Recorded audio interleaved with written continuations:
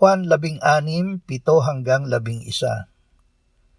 Gayon may sinasabi ko sa inyo ang katotohanan.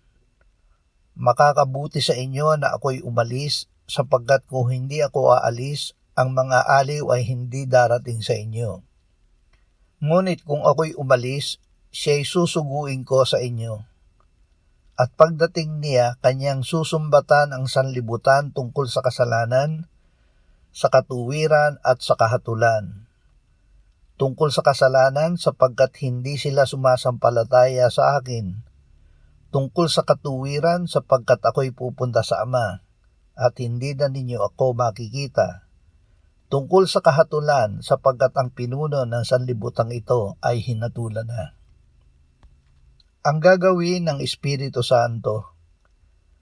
Kapag tayo ay nagkasala, uusigin tayo ng diablo sa harap ng Diyos at paparatangan na tayo ay alipin pa ng kasalanan.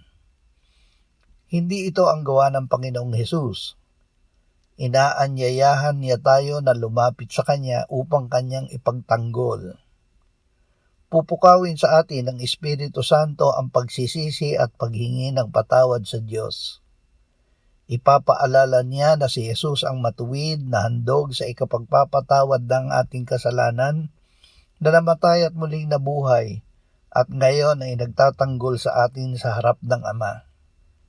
Titiyakin niya sa atin ang diablo ay hinatulan na at wala ng karapatang umusig at magparatang sa atin.